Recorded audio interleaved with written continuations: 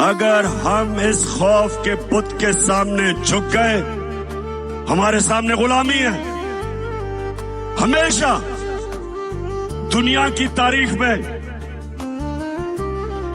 फिरौन और डिक्टेटर्स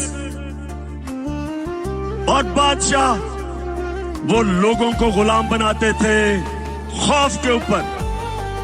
वो लोगों को गुलाम बनाते थे मीडिया का, लोगों की आवाजें बंद करके वो लोगों को पर काबू पा जाते थे, लोगों की तनकीद खत्म करके। इस तरह अवाम गुलाम बन जाती।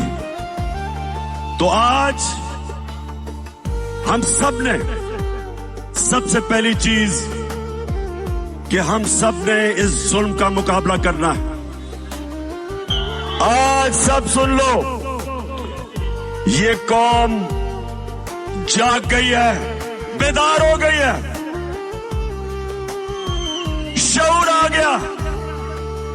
आप जो मर्जी कर लें, जितना मर्जी खौफ फैलाने की कोशिश करें, मीडिया को डराएं, सोशल मीडिया के एक्टिविस्ट को उठा लें, उनको धमकियां दें, उनके ऊपर एक्शन लेने से उनको डराएं। ये मैं आज चैलेंज करता हूं आपको।